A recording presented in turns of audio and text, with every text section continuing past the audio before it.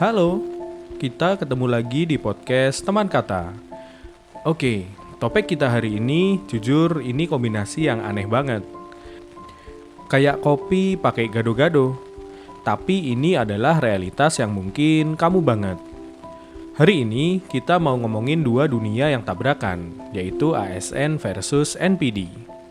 Aparatur sipil negara atau ASN versus Narcissistic Personality Disorder atau NPD. Coba kita bedah dulu. Apa yang ada di kepala kita jika kita mendengar istilah ASN? Aturan, birokrasi, stabilitas, pengabdian, senioritas, sebuah sistem raksasa yang berjalan atau kadang merangkak berdasarkan SOP dan peraturan. Nah, kalau NPD, apa yang kita tahu soal mereka? Kita udah bahas ini, haus validasi, kurang empati, jago manipulasi, merasa diri paling spesial dan anti kritik. Sekarang coba kamu bayangin, apa yang terjadi ketika si aku adalah aturan, masuk ke dalam sistem yang penuh aturan? Ini adalah medan pertempuran yang unik. Di satu sisi, sistem birokrasi bisa jadi penjara bagi seorang narsisis. Kenapa? Karena dia nggak bisa gerak cepat, dia harus ikut aturan, dia benci itu. Tapi di sisi lain, dan ini bagian yang bikin sesak, sistem birokrasi juga bisa jadi surga bagi seorang narsisis, tempat persembunyian yang sempurna. Kenapa birokrasi bisa jadi surga NPD?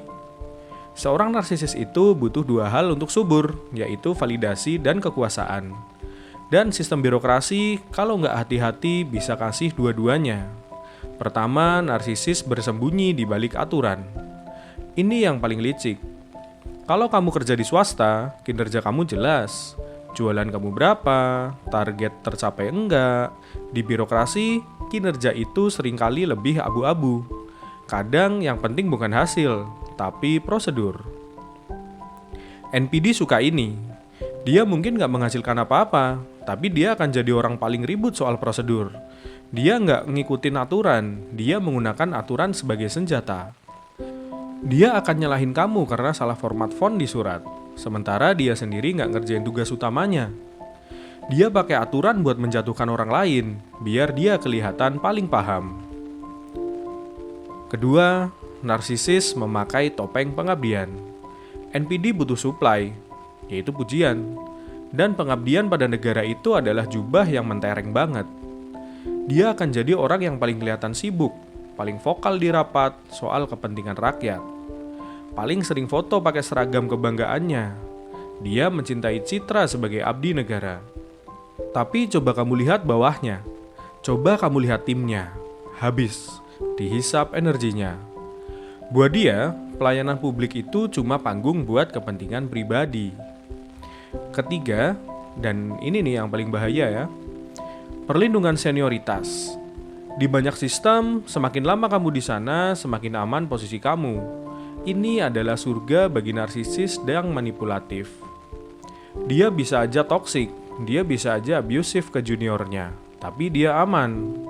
Dia senior. Dia punya pangkat. Sistem tanpa sadar melindungi dia. Dia nggak perlu berprestasi, dia cuma perlu bertahan hidup lebih lama dari kamu. Jadi, gimana kamu sebagai ASN yang sehat bertahan?